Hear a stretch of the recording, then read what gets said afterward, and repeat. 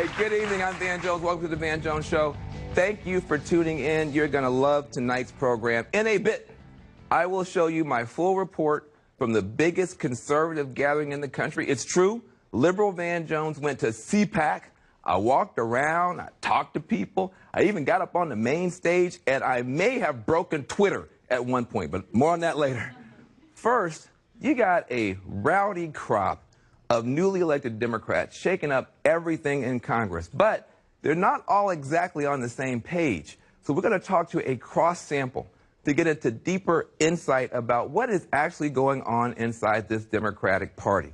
For the first couple weeks in Congress, you know, it was easy for them. They were united. They looked great. They were going up against the Trump shutdown.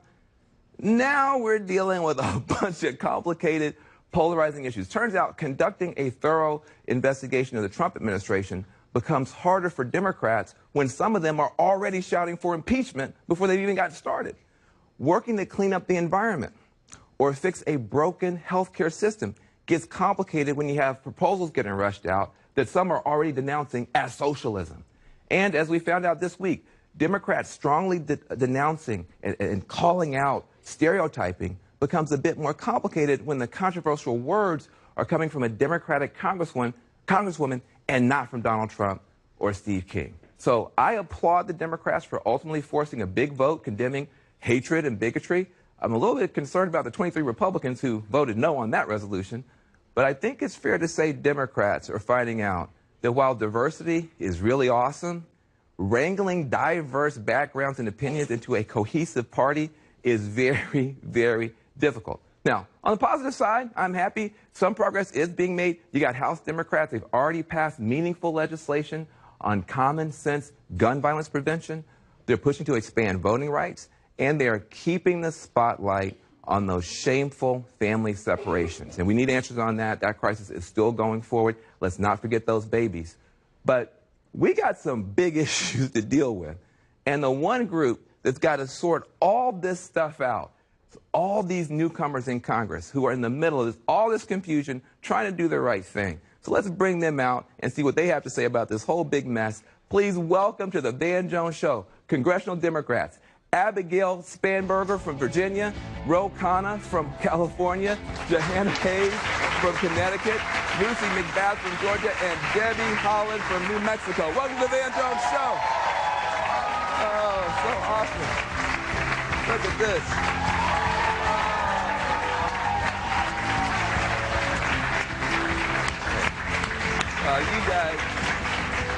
You guys look amazing. You look so beautiful. It looks like the Rainbow Coalition. You know, and I think the country's excited about this new energy, this new diversity. But do you think you guys might have too much diversity? I mean, you got so many different issues and camps going on. I mean, tell the truth. Is it good to have this much diversity, or is it like a big old train wreck? We represent demographics that are existing in the country. This is what democracy looks like. And people who have never had a voice in our politics before. So that's the most important thing. You're one of the first Native Americans ever elected to the Congress. So give a round of applause for that.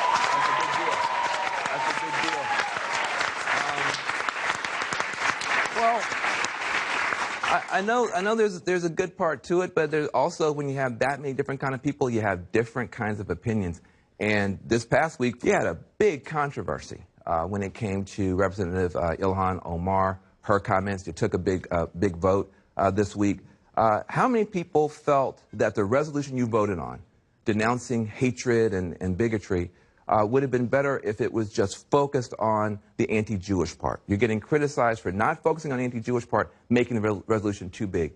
Does anybody agree with that criticism? Would you have rather had a chance to just vote on the anti-Jewish part?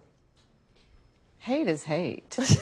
You know, and we're not talking about actually the positive of this class. Look, Rashida Tlaib and Andy Levin both were in Michigan, Jewish American, Muslim American, and they were running on the Levin-Tlaib peace plan for the Middle East, right? Our diversity is going to be ultimately a huge source of strength as we're going to hear perspectives. It's going to actually make our foreign policy more empathetic, more informed. And these folks are freshmen. They're going to grow. You know, it's the first 3 months in office. But I hope we don't change. I hope this freshman class doesn't change, because we bring the perspective that has been missing, the voices, the conversations that people in our communities are having but nobody's having internally. They're not being elevated to the point that we actually begin to address the issues and make some meaningful change. Well, it's good to shake up the conversation. You actually had some words with Speaker Pelosi, I understand, this week, as you guys are trying to find your ass. See, I do my research. I do my research. Talk about that. What was that conversation about from your point of view when it comes to this week's challenges? So I had questions. I had questions about the resolution, about the process, not the content, but the process by which we got there. And what were those questions? I raised the fact as a member of Congress, because I got elected. The people in my district sent me to Congress to represent them. As a member of Congress, I should not get news that is so critically important to the work that I have to do from cable television. Wow. That was my position. We have to do better than that. We have to have a space where people can have some input, have some dialogue, have some open conversation so that when my phone is ringing and my constituents are asking me, I have an answer better than I haven't read it. So that was what I elevated. And this idea that stay quiet in your first term, because I'm only guaranteed one term. I don't know if I'm coming back in 2020. So I'm here now. People elected me, and I have work to do. I think that Johanna's point is exactly right. We were elected. This is our term. I think we can't look long term. I took a seat that hasn't been held by a Democrat, hasn't elected a Democrat in 50 years. I'm here to serve Central Virginia now. And to act on behalf of Central Virginians now. And to Rose's point, we want to be working for something, and we are. Last week, we had an incredible first step forward on gun violence prevention. Things that a bipartisan bill that had been stuck in committee for years because there wasn't the leadership to bring it forward. We finally did it. We passed it. I know that a lot more positive stuff happens in any organization, in any family than ever gets on the news. And that's true with your delegation. But you had Donald Trump now say the Democratic Party is an anti-Jewish party. Well, let me speak to that. I'm from Virginia, where we had Nazis walking in the streets, shouting anti-Semitic slurs with tiki torches in their hands, threatening people who live in Central Virginia, threatening Americans. Anti-Semitic shouting. This is very clear. In our district, we have had vandalism on our community centers where children are at camp and at daycare, anti-Semitic slurs. It's happened throughout Virginia. So this is incredibly, incredibly serious. And I think everyone within the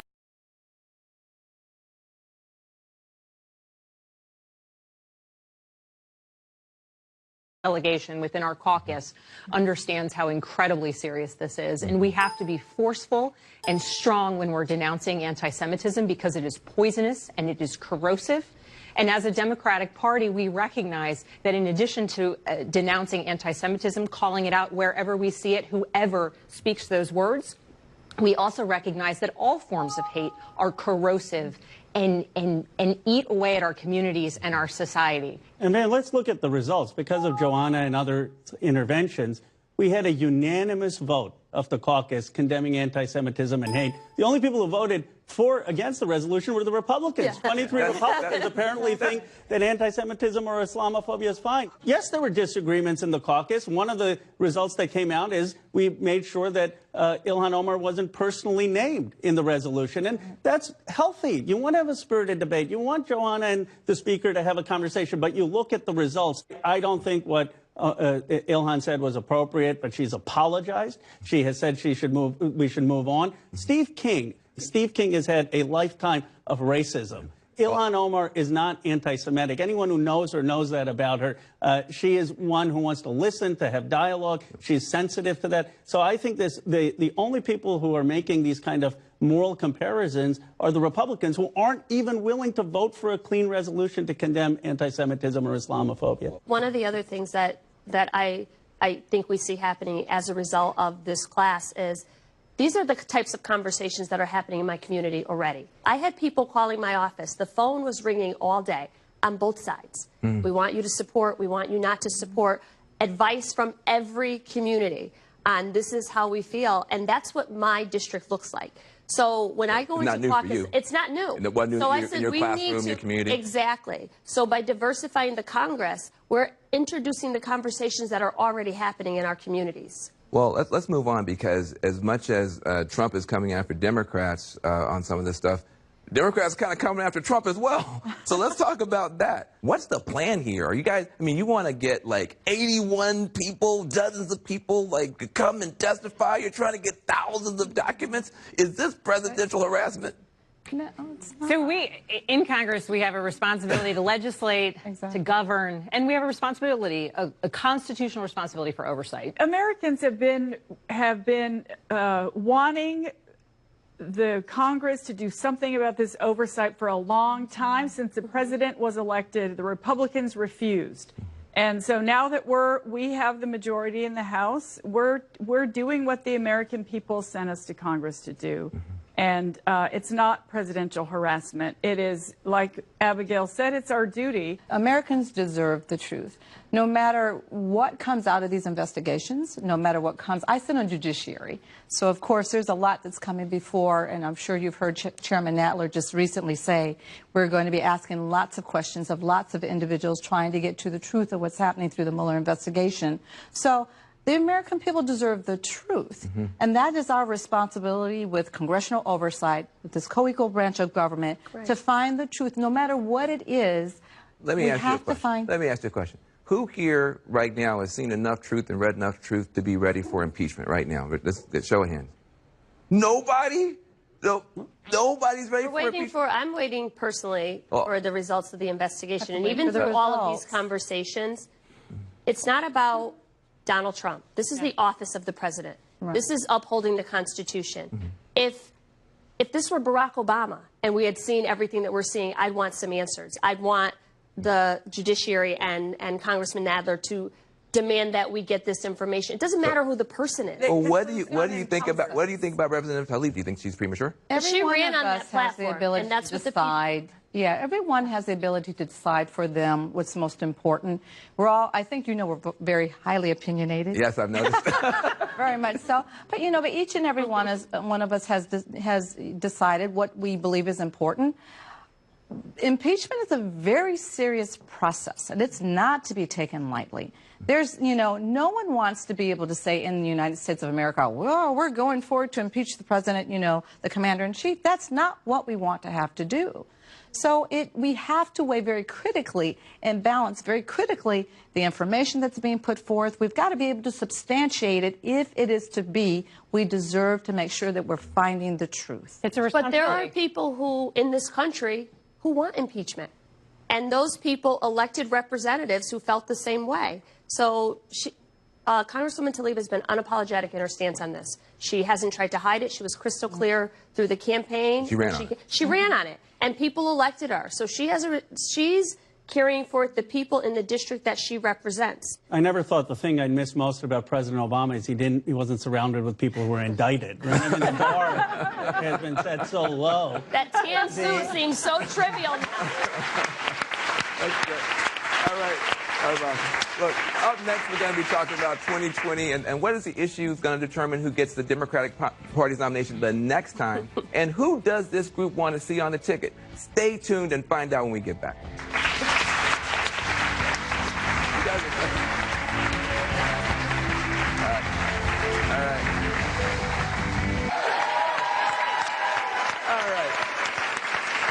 Let's get down to it. I want to talk about 2020. Now, you're already on Team Bernie Sanders, and how can you, representing Silicon Valley, with all them rich people, be for the candidates after the billionaires? You got more billionaires than anybody in Congress. That's exactly why I'm for Bernie Sanders. He understands the income inequality, and a lot of the folks in Silicon Valley understand that there have been communities left out in communities of color, rural America, and we have to deal with the wealth divide. He also wants to stop unconstitutional wars. But the biggest thing that I'm going to take away from this is he wants a woman as a running mate, and I'm going to say there are 4 people right here he can choose from. Well said. Well said. But I'm not going to let you off the hot seat that easy. I mean, Silicon Valley has, a lot of wealthy people who you represent. You now have Elizabeth Warren who's saying she wants to break up Amazon, break up Facebook, break up Google. Is this the right direction for the Democratic Party to be going, according to you?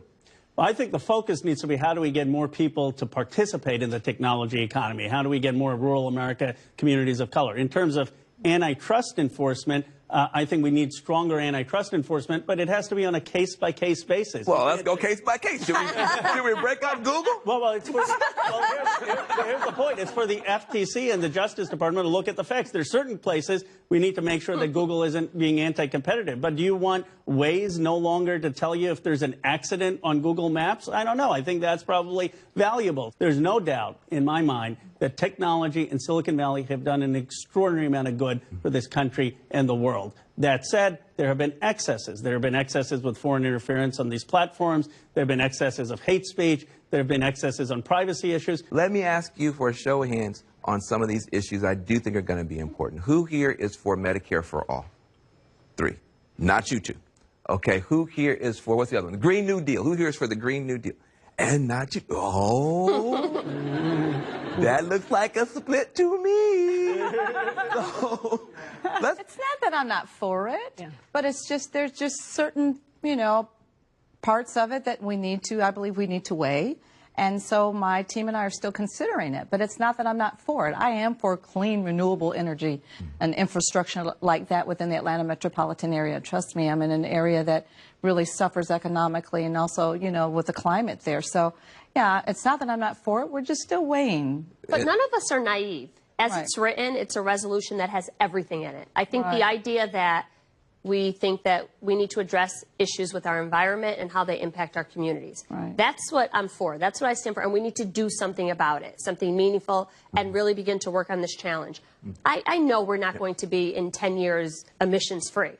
I know that. So it has to be broken apart and we deal with what we can tackle. From my perspective, I think what we have in common is a shared set of observations and things that we want to change. I think we can all agree that the fact that there are Americans who are choosing between putting food on the table and taking their kids to the doctor is horrific and something we need to change. People are rationing their medicine for their chronic diseases because they can't afford their prescription drugs. That's something we have to change. And the approach and the ideas of how it is that we address those problems, that's what varies. I support a public option. I support a bill that creates a public option that allows people to buy into a Medicare-like program, knowing that we want to have the goal of having more people with quality, affordable health care. And at the end of the day, we really are responsible to our constituents, the people that put us in office. And I know, in particular with health care, I'm a 2-time breast cancer survivor.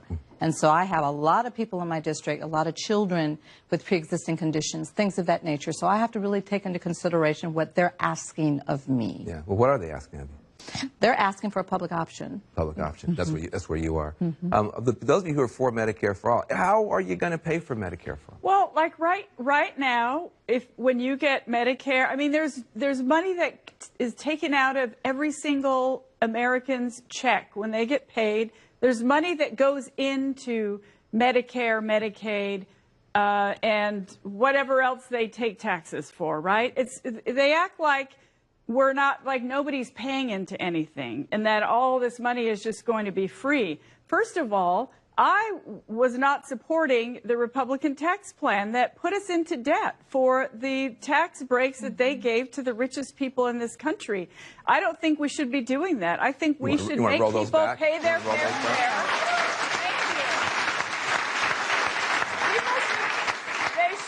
They should pay their fair share because that's what goes to pay for things in this country. There's plenty of money to pay for the things we need, for every child to have a quality public education, for everyone to have health care, but we just blow the money in so many ways that shouldn't be blown. We're talking about issues and we're getting nuanced, but a lot of this stuff is going to come down to demographics. I mean, you got a chance for a woman, you got a chance for a person of color, you got a chance for all these different things. What is the role in 2020 from your point of view? Is it time for us to have a woman? Forget Joe Biden, forget Bernie Sanders. Do we need a woman? I mean, how do you guys factor that stuff in? I want to hear from you. I would never vote for someone just because of their gender. I would love to see a female president, but I would not, if we didn't have a good woman, I wouldn't want to put forth someone who I didn't think was good. But we got 4 or 5. Fortunately, we do. I think Kamala Harris is whip smart. I think she is. Look at that smile. I watched her during the Senate, some of the hearings, and I said, she's asking the questions that I want to know the answer to. She was measured, she was tempered, and And I was excited. I'm excited about this crop of women. It's going to be great. I think I heard a little low-key Kamala endorsement there, but I'm like, don't push it. I'm like, don't push it. But what about Biden? I threw his name out there, and I don't want to dismiss him. I mean, there is this dual hunger. On the one hand, we want to return to normalcy, and I think Biden represents that stability and that tradition. Also, people want something new. How is that going to play out in your district? You know, I think when we've started having conversations, people have started talking to me about what 2020 is going to look like in our district, and the answer is I have no idea. I have no idea. What kind of candidate do you want, though? What I'm looking for in a candidate is somebody who is focused on moving this country forward. Sometimes that's a leap and a jump, and sometimes it's a little bit of a shuffle. I'm looking for someone who's going to be pragmatic and honest with the American people about what's possible and honest about what it is that they are working to achieve on our behalf. But more pragmatic than idealistic for your voters. You can be both. You can be both. You have to believe very, very deeply in what is possible to make it happen, but you also have to be realistic in order to make progress. We're going to have the most talented field, I think, that we've had in decades. With all due respect to John Kerry and John Edwards, look at that field. This field puts that to shame. This field is talented. It's passionate. It's got, I mean, we're going to have an incredible field, and we're going to emerge with a very strong nominee. Oh, great. Listen, I wish we could talk more about all this stuff, but up next, you know, from gun violence prevention to campaign ethics reform, we're going to get into the legislation the Democrats are pushing. Is their work going to be stopped and stymied by the Senate Republicans? Also, I hear it's like being back in high school. We're going to break down all the congressional cliques when we get back. Stuff. I mean, you guys ran for very personal reasons, many of you. How did it feel, given what happened in your family with gun violence, to have that vote on the House floor? It is something I never expected I would ever have, the ability to really kind of help to usher in the very policies that I'd been working on as an advocate, sitting on the other side of the dais in all the committee bill markups and judiciary hearings, and to actually be there to help usher through that very policy, H.R. 8, federal background checks for all gun sales, H.R. 1112, closing the Charleston loophole, it was very bittersweet, because I know that not only did I have a great loss under the extremist culture of gun violence that we have in America, but there were so many others like me that had been depending and waiting for years on some sensible legislation put forth to keep us safe. Yeah, well, I mean, I think your son could not be honored more by what you've done. Just another round of applause for your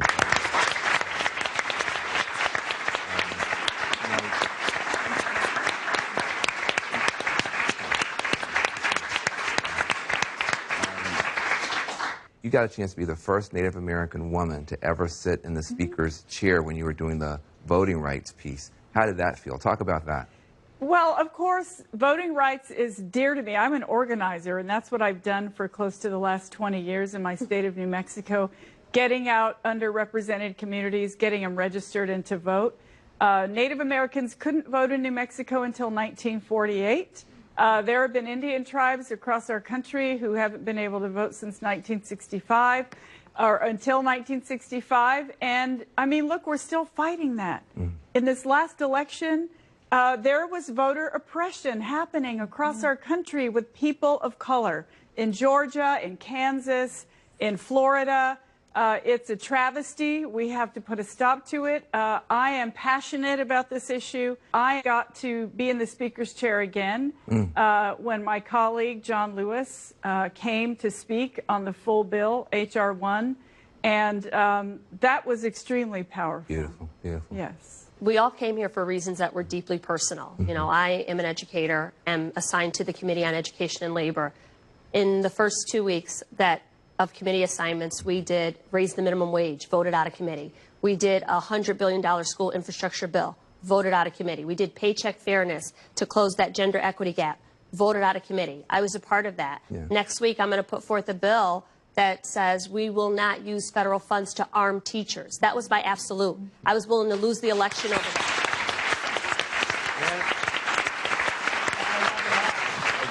It's beautiful.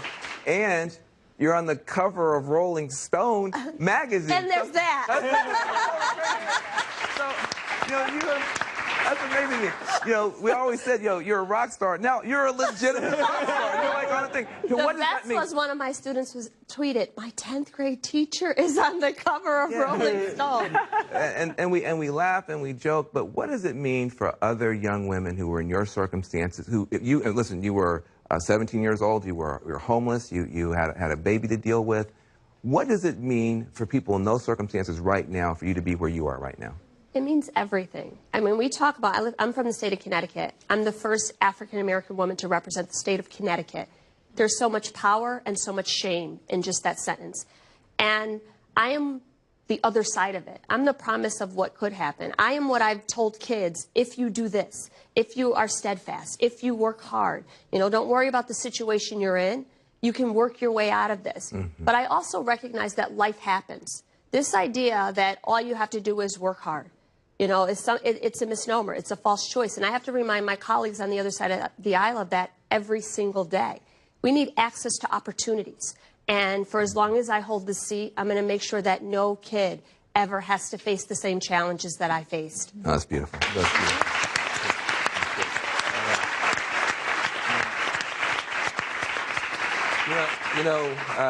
You also are here for personal reasons. You've been somebody who's been a part of the military. You're in the Gang of Nine, is it? What's it called?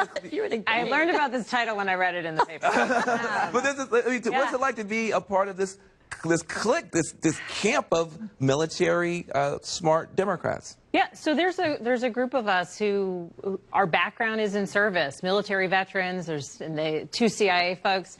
And we decided to run for office because we wanted to continue serving. We saw that there were challenges facing this country, and we wanted to be a part of finding the solution.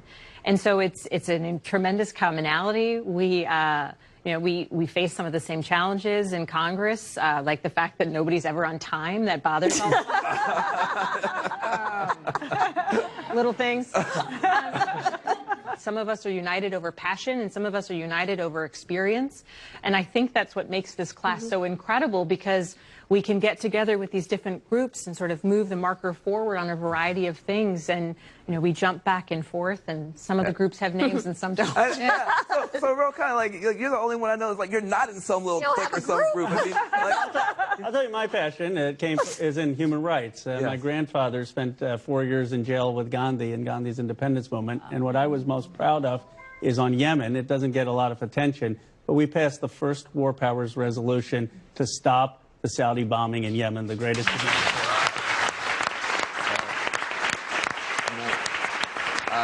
Help me understand, though, the squad.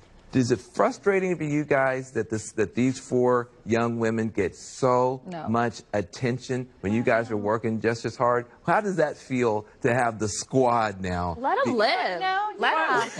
We're all working in our own lane. Right. And what matters to me is what the people in my district think about the job I'm doing. You know what I love about them? Because I was here the previous term, and all anyone talked about was the Senate. Now they're talking about the House.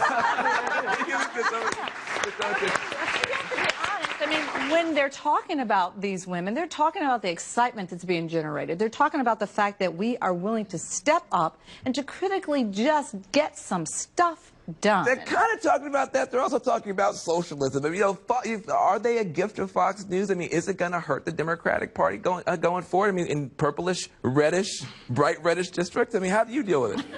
I have had to say I'm not a socialist quite a few times back in my district. They called Barack Obama a socialist twice. They called Hillary Clinton a socialist. They called you a socialist. They called FDR a socialist. At some point, it's not going to work. Well, listen, you talk about opening up opportunity. I appreciate you guys for opening up your hearts to your constituents, to the American people, and to the folks here at the Van Jones Show. Thank you for being here. Coming up, I went to the people who are behind bars and to shine the light on prison reform. In that spirit, I participated in a panel at CPAC last week. That is the biggest gathering of conservatives in the country. And yes, it was a little bit intimidating to walk into a massive conference of my political opponents. But I saw an opportunity to engage with people there with an open heart and an open mind. So take a look.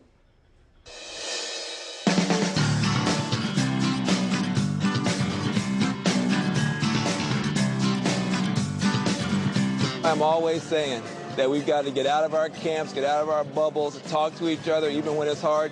And so I am here walking the talk at CPAC. This is the biggest conservative gathering in the country, probably in the history of humanity. And I'm going to talk to a whole bunch of people here, and we'll see how it goes.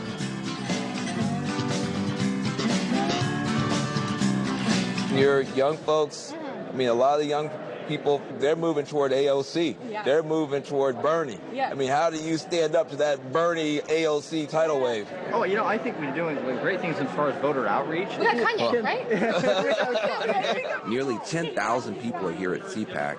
Now, the Republicans in Congress are mostly white men, but the crowd here spans the spectrum of age, race, ethnicity, and gender. Why are you wearing that hat? I'm wearing this hat because I want to show my pride for President Trump. My president, Mr. Trump, is the best thing happened to this country because actually you don't believe that. I do not believe that. No, you don't believe that. No. I love this country. I'm an immigrant. Let me ask you a question. Yeah. Why do you like Donald Trump so much? Because when Donald Trump does say very harsh things about immigrants, very harsh things about so many people. It's true. Do you think there's a lot of immigrants who made in this country? They don't want those people to come in here and take advantage. Why are the conservatives doing so badly in recruiting women candidates? I think Republicans are open to women more and more. Like, we had Carly Fiorina running in the primary. We had Sarah Palin running. I never looked at Hillary Clinton as a woman. I looked at her as a politician. And I think that's largely how Republicans view people, so they don't feel a need to push people to tokenize them, because I never want to be viewed as a woman. I want to be viewed as a person. I'm mostly received with well wishes and words of support. Still, political tensions are high, and a couple of people here are not so happy to see me. Do you still think the election was a whitewash? Do you think that we're all a bunch of racists? Is that what you were saying when you said the election was a whitewash? Hold on a second. Do you want Let an us answer? know. Wait, do you want an answer or not? I asked you, yes. So here's my answer. I said it was a whitewash in part, and it was. There's a part of your coalition that My coalition, don't you include me with this coalition that you think we are. Very good. That's wrong. No big surprise here, but most people at CPAC do not blame Trump for the divisiveness that now characterizes our politics. So that's been starting since the middle of Obama's campaign, Obama's presidency, and ever since Trayvon Martin. You know, if I had a son, he'd look like Trayvon. What do you think about the Trayvon Martin and Black Lives Matter and all that kind of stuff? It's a shame, but it's also two sides of that story. Me being former law enforcement, you have to think about what they're going through as well. There's families of ICE and families of Border Patrol being threatened. So everybody has a role to play and to unify and also be responsible with their rhetoric. Everyone. What do you think you can do to bring people together while you're wearing that hat? How does wearing that hat, which seems to be on one side of the divide, how's it going to help you bring people together? Well, in my experience, I mean, I can't even walk down the street with it back home. I'm from Boston. Get yelled at, stuff thrown at me, get the middle finger. I can't even walk into a store without getting, ridiculed for it. I mean, if I walk by somebody and they're wearing a Hillary Clinton hat, I wouldn't flip out over it. It's crazy how a hat that has a presidential slogan could just cause somebody to want to just physically harm you. Do you understand why, if you were, from a community where, Trump has you in the sights, that it might be an offensive hat? In other words, suppose your cousin is an undocumented immigrant. Can you see how that hat might seem like a middle finger from you? Well, in a way, on their behalf, like, if you're an undocumented immigrant, I honestly understand why you don't like Trump, because he's trying to get you deported because you came here and broke the law. But I mean, I could see that. Conservatives are watching pretty closely as the Democrats exert congressional oversight. I'll tell you, that crapola that was going on up here the last few days with these hearings POs me. Why? Because they wasting time doing that instead of figuring out ways to get the money and the infrastructure and the environmental stuff squirted out so we can get the bootstrap work done. So you're mad that Congress has got Michael Cohen there. Aren't you outraged, though, by what Michael Cohen is saying? I mean, he's saying tough stuff. I am, but he's saying tough stuff. Trust him. Yeah. But I do to a certain extent. But actually, no. I want the government to take care of our bootstrap issues. Why do you think, a Michael Cohen who was so close to the president for 10 years, when he does come out and he says these negative things, why don't conservatives then turn on the president? I don't believe him, for one, and if I do believe parts of it, I think it's really very shaded. And I'm looking at what the president has accomplished for the issues that I'm looking for, and he's been pretty good with all the stuff against him, with all the negative stuff. He's done a pretty good job on the issues that I care about. As you know, wherever I am, I look to build bridges and try to find some common ground. Do you think that climate change is real and caused by human activity? Yes. Well, what are you doing in the Conservative Party? You should be in my party. Well, I think that our answers could be better because I think the market and better incentives and limited government could be helpful, and limited government policies could be helpful if we actually propose them. We need to create a policy nationally that fits economically and environmentally, and that's what I'm looking to do. Man, where you been my whole life? New Orleans Saint linebacker Demario Davis is also here to speak on criminal justice. We have a huge issue in our country with mass incarceration. That's really a scary thing when you think about it. We're most incarcerated country in the world. And when you look at our system, and 40% of the people that are in jail in our country are there on pretrial basis, meaning they have not been convicted of a crime. That's a tragedy in itself. And so we got to fix that. Do you see yourself as more of a conservative, more of a progressive? I'm just a person for the people. I grew up in extreme poverty, and then to be able to make it to the league and my lifestyle changed, I've been able to see the good and the bad of both worlds. Yeah. And so I think I'm able to speak from a place of understanding. They want to replace individual rights with total government domination. And while watching this event can at times be disturbing, being here did remind me that not everyone and everything is like what you see on TV. Very simple. Treat each other with respect. We're not doing that on both sides. We're not doing that. It's a wonderful opportunity for me to talk to you, and hopefully people will see us talking, and you know what? We come up with some solutions. All right. Right. Hey, all right. Well, let's keep doing it. I appreciate it. All right, now, we live in the digital age where we can all communicate with each other pretty much at any time, from any place, and yet somehow it seems harder to be heard and understood and easier to be misheard and misunderstood than ever before. And I ran into this problem myself last week when I praised conservatives who are finally embracing criminal justice reform. And I think I broke Twitter, okay? You would have thought I said I was joining the Klan based on the response that people had. What is he thinking? So I'm going to tell you what I was thinking. I was thinking about the pain of the 2 million people who are locked up in U.S. jails and prisons right now. We got the biggest prison population in the world, and they need champions in both parties. I was thinking about the bad old days in the 1990s when Republicans and Democrats like Bill Clinton, Hillary Clinton, Joe Biden were all cheerleading for building and filling up more prisons. Don't believe the lie, by the way, at the start of the prison boom, that all the conservatives were for the prisons and the liberals were against the prisons. That's not true. The Democratic Party supported the 1994 Clinton crime bill, 3 strikes and you're out, and many other mass incarceration policies.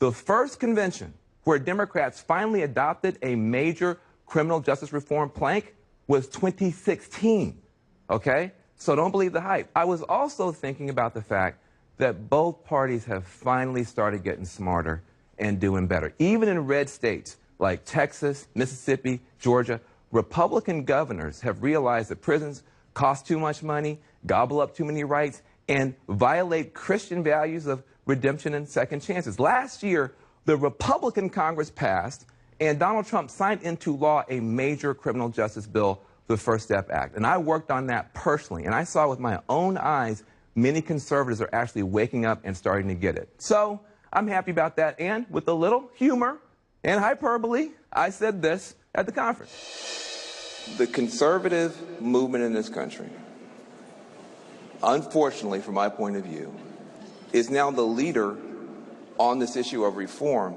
My problem is I now have a conservative movement that, for libertarian reasons, for Christian conservative reasons, and for fiscally conservative reasons, is actually doing a great job on what should be my issue. So some hyperbole there, but I thought it was good to acknowledge the good, encourage them to keep moving forward. Here was what I was not thinking about. I was not thinking about the impact of my words to conservatives on the liberals. See, the Republicans have been so terrible on so many things, including snatching babies from mothers at the border, everything else, that any praise over here can feel like a betrayal over there. And Republicans also, they're not the only ones that are righting the wrongs of criminal justice, far from it. Black Lives Matter, Families Against Mandatory Minimums, the ACLU, Leadership Conference on Civil Rights, the Brennan Center, so many other progressive groups have been fighting hard for years on this. And now practically every Democratic candidate backs reforms.